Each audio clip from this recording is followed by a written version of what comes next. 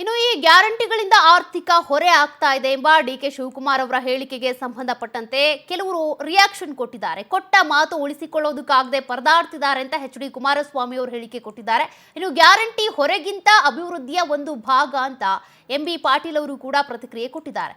100 ಎಕರೆ ಭೂಮಿ ಇರೋದು ಗ್ಯಾರಂಟಿ ಪಡೀತಿದ್ದಾರೆ ಅಂತೇಳಿ ಕೂಡ ಪರಮೇಶ್ವರ್ ಅವರು ಗರಂ ಆಗಿದ್ದಾರೆ.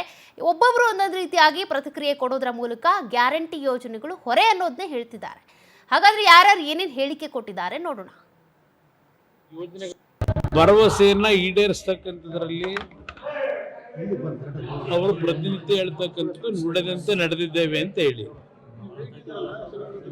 ಆ ವಿಷಯದಲ್ಲಿ ನನ್ನ ತಕರಾರೇನಿಲ್ಲ. 5 ಗ್ಯಾರಂಟಿಗಳ ಘೋಷಣೆಯೊಂದಿಗೆ 135 ಸ್ಥಾನಗಳನ್ನು ಪಡೆದು ಅಧಿಕಾರಕ್ಕೆ ಬಂದರು. ಆದರೆ ಅಧಿಕಾರಕ್ಕೆ ಬಂದ ದಿನದಿಂದ ಗ್ಯಾರಂಟಿಯ ಯೋಜನೆಗಳ ಬಗ್ಗೆ ಚರ್ಚೆ ಮಾಡಿದ್ದು ಹೊರತುಪಡಿಸಿ ಅವರಿಂದ ಮತ್ತಿನ್ಯಾವುದೇ ನಾಡಿನ ಅಭಿವೃದ್ಧಿಗೆ ಪೂರಕವಾದಂಥ ಕಾರ್ಯಕ್ರಮಗಳನ್ನು ನಾವು ಕಾಣಲಿಲ್ಲ. ಇಲ್ಲಿ ಇತ್ತೀಚಿನ ದಿನಗಳಲ್ಲಿ ಅವರ ಪಕ್ಷದಲ್ಲಿರ್ತಕ್ಕಂಥ ಕೆಲವು ಹಿರಿಯ ನಾಯಕರು ದೇಶಪಾಂಡೆ ಅವರಿಂದ ಹಿಡಿದು ಈಗ ನಿನ್ನೆ ದಿನ ಉಪಮುಖ್ಯಮಂತ್ರಿಗಳು ಹೇಳಿದ್ದಾರೆ, ನಾವು ಗ್ಯಾರಂಟಿ ಸ್ಕೀಮ್ನಿಂದ ಹಲವಾರು ಯೋಜನೆಗಳನ್ನು ತರಲಿಕ್ಕೆ ಆಗ್ತಿಲ್ಲ, ಅದರ ಭಾರ ಏನು ಅನ್ನೋದು ಅರ್ಥ ಆಗ್ತಿದೆ ಅಂತಕ್ಕಂಥದ್ದನ್ನು ಹೇಳಿದ್ದಾರೆ.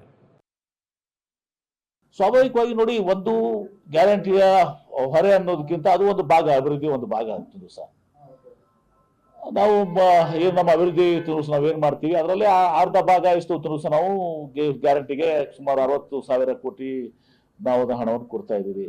ಹೀಗಾಗಿ ಅದು ನಾವು ಚುನಾವಣೆಗಿಂತ ಪೂರ್ವದಲ್ಲಿ ತುಣುಸು ಜನರಿಗೆ ಕೊಟ್ಟಂತ ಆಶ್ವಾಸನೆ ಇದೆ. ಹೀಗಾಗಿ ಅದರಿಂದ ತುಣುಸು ಗೃಹಲಕ್ಷ್ಮಿಯಿಂದ ಎಷ್ಟು ಜನಕ್ಕೆ ಉಪಯೋಗ ಆಗಿದೆ, ಶಕ್ತಿಯಿಂದ ಎಷ್ಟು ಜನಕ್ಕೆ ಉಪಯೋಗ ಆಗಿದೆ, ಅನ್ನಭಾಗ್ಯದಿಂದ ಎಷ್ಟು ಜನಕ್ಕೆ ಉಪಯೋಗ ಆಗಿದೆ. ಇದು ಬಡವರ ಸಲುವಾಗಿ ಇರುವಂತಹ ಯೋಜನೆಗಳು, ಪಾರ್ಟ್ ಆಫ್ ಡೆವಲಪ್ಮೆಂಟ್ ಸ್ಕೀಮ್ಸೇ ಇದನ್ನು ಕೂಡ. ಹೀಗಾಗಿ ಯಾವ ಹೊರೆನೂ ಕೂಡ ಇದಾಗೋದಿಲ್ಲ. ಆ ಹೊರೆ ಇದ್ರೂ ಕೂಡ ಮುಖ್ಯಮಂತ್ರಿಗಳು ಅದನ್ನ ನಿಭಾಯಿಸ್ತಾರೆ.